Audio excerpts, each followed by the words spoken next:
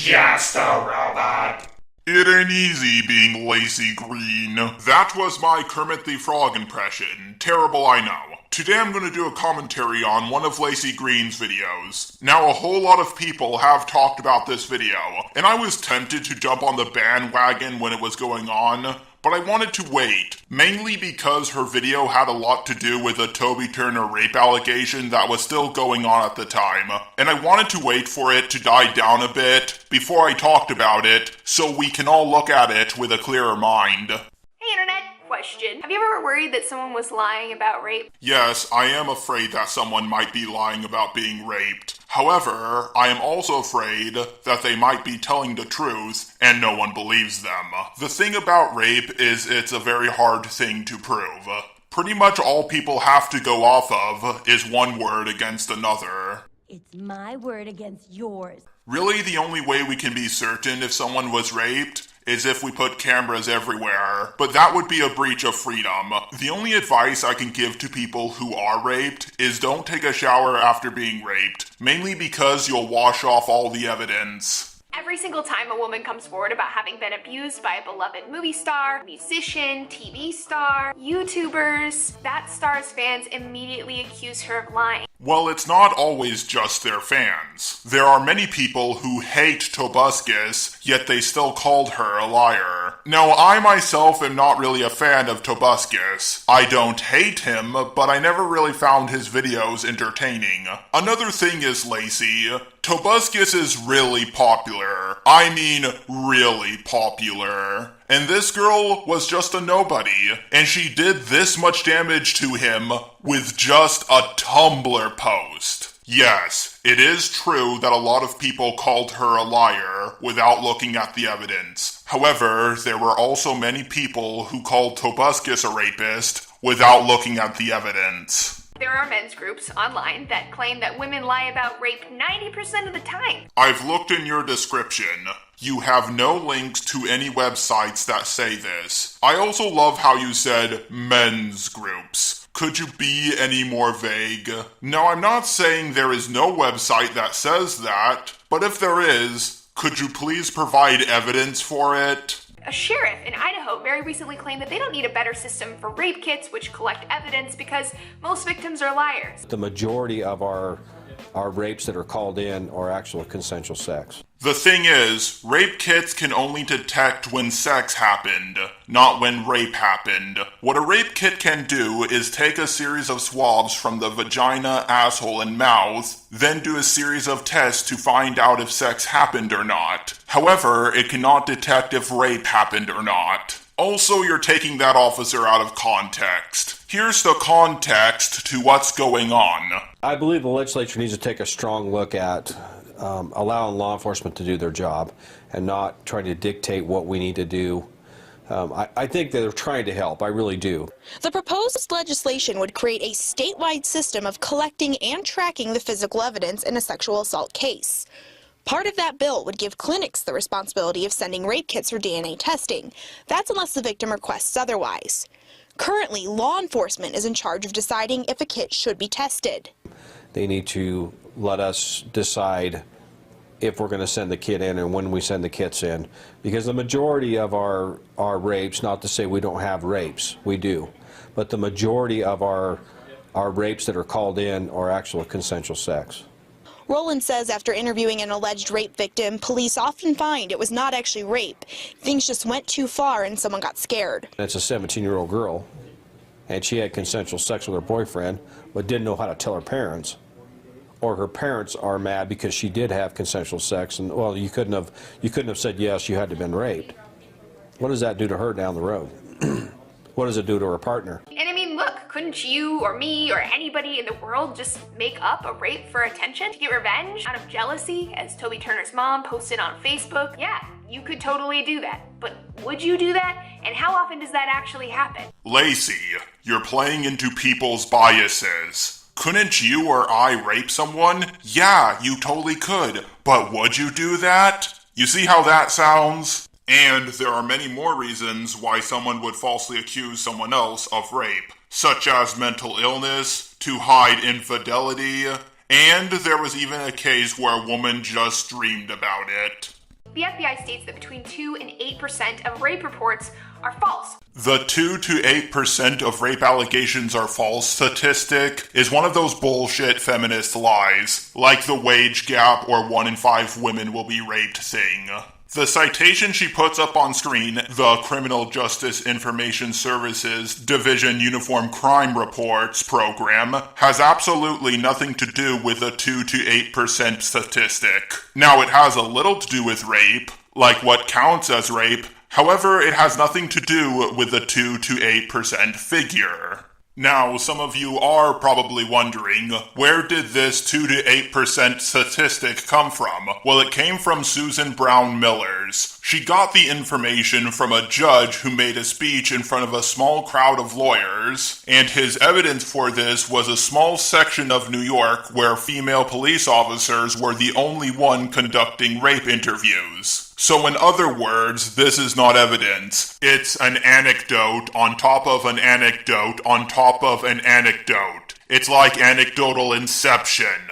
Even if the evidence wasn't anecdotal, the sample size is much too small. Which is actually a low number in the crime world. Other crimes, like say theft, they hover around 10% false reports. And even that 2 to 8% statistic is deceptive. So the statistic is not bullshit enough, and you have to add even more bullshit on top of it. It includes reports where someone accidentally identified the wrong person, reports that are thrown out because of inconsistent details, but it is a well-known fact amongst victimologists that trauma affects your memory. That is true. 1 point for Lacey Green. And that 2 to 8% includes survivors who recanted. Someone could take it back because they were lying, sure, but much more commonly, they take it back because they're being pressured to take it back. Oh, bullshit.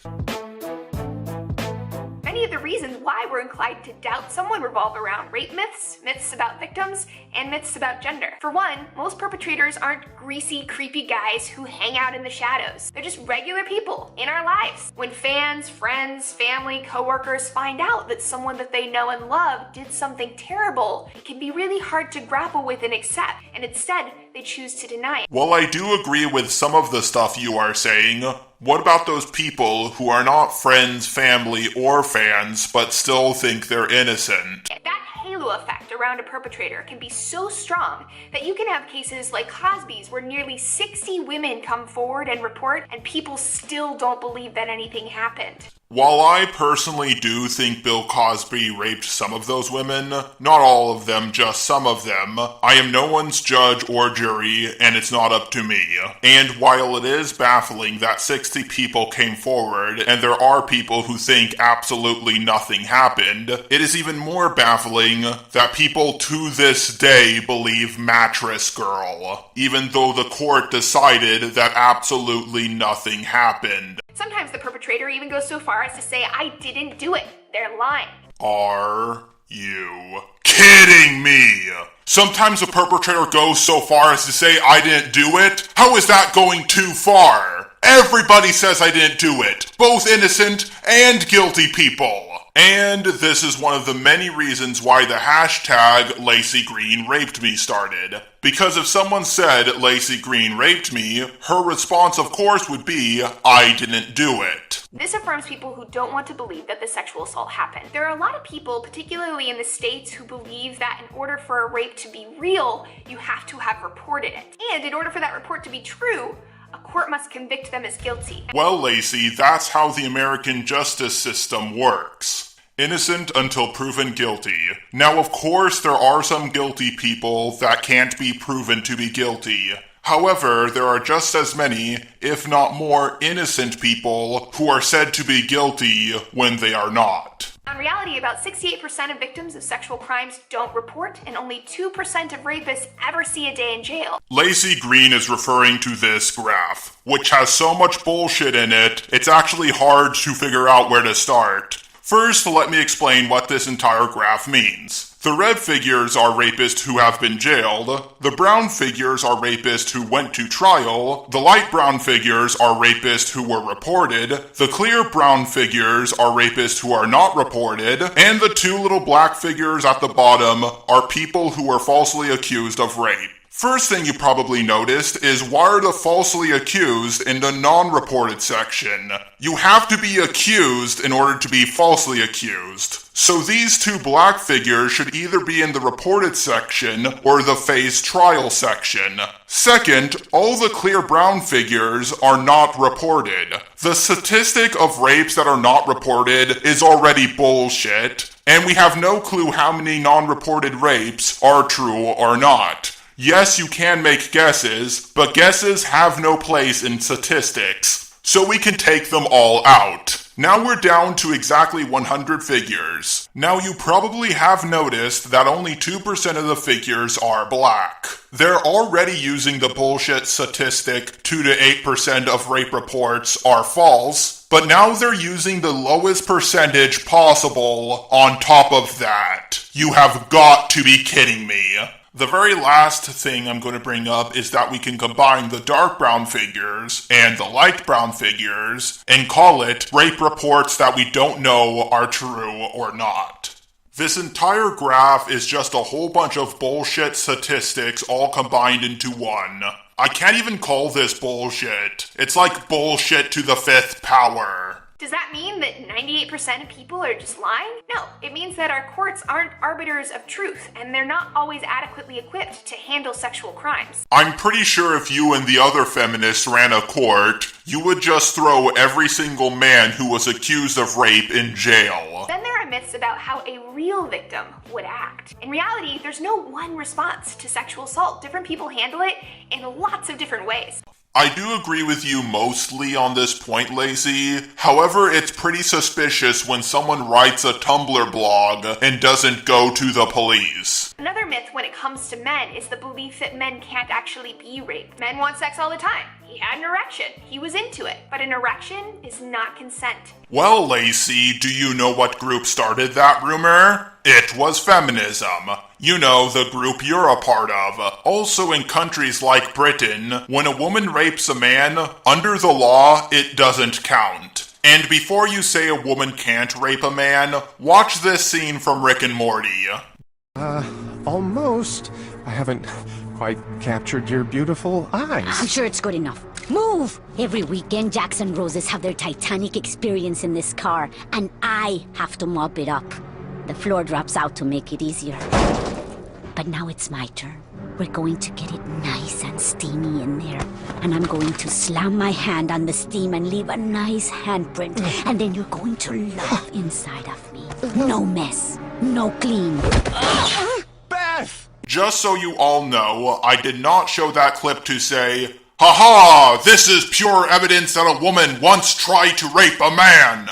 I showed that clip so I could ask the question, would you count that as rape? Lastly, one of the sneakiest and I think most pervasive reasons why people don't believe survivors is that most survivors are women. Bull fucking shit. Women are far more likely to be believed if they have been raped than men. If a man tells people that he has been raped, if he's lucky, he'll be laughed at. If he's unlucky, he'll be the one being thrown into jail. Also, if you include prison rape, men are far more likely to be raped than women. There are many subconscious sexist beliefs that we learn all throughout our lives that come in and inform our opinions. That women lie a lot, we're not trustworthy, we're manipulative. You know, bitches be crazy.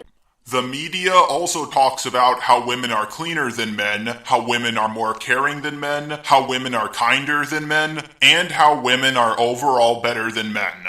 One of the most cliched type of episodes in children's programming is the girl power episode. Also, I think people get the idea of women being liars and manipulators from feminist. I was going to look for an example of a feminist lying and manipulating, but then I realized I don't need to. You have been doing that this entire video. Those attitudes and biases within ourselves go unchecked, they absolutely do real damage. But wait, what if it really is actually truly false? False reports are illegal, and they're typically taken pretty seriously when they surface. Remember earlier how I brought up Mattress Girl? She was a girl who made one of the biggest false rape allegations of all time. Guess what's happening to her now? She is seriously receiving the award Woman of Courage. If a woman makes a false rape allegation, if she's really unlucky, she might end up in jail for a year. Which is why we also need to talk about the reality that sexual assault accounts are nearly always true. How we more readily believe someone who says they've been robbed than they've been raped. Well, one is more easier to prove than the other. How men are far more likely to be sexually assaulted than to be falsely accused. This might surprise you, Lacey, but some people would rather be sexually assaulted than falsely accused of rape. If a man is sexually assaulted and tries to report it, he'll be laughed at. But if a man is falsely accused of rape, his entire life is destroyed.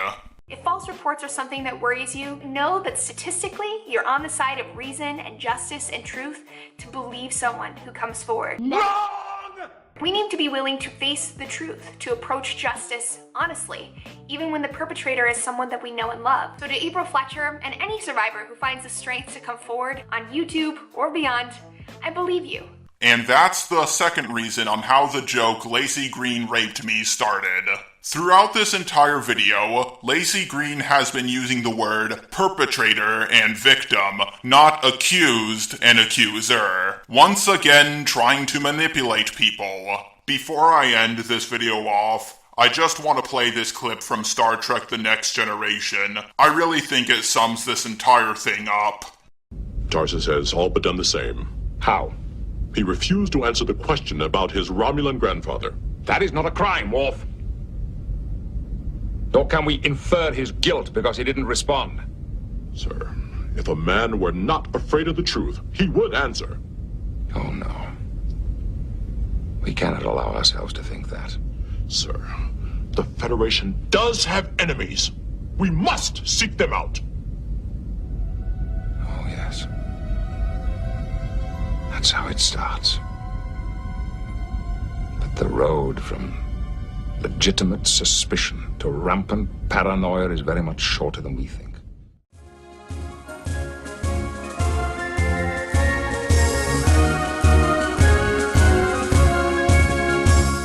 My eyes have seen the glory of the cleansing of YouTube, debunking SJWs and feminazis too. We criticize reactionists in hopes they get the boot. Just the robot marches on.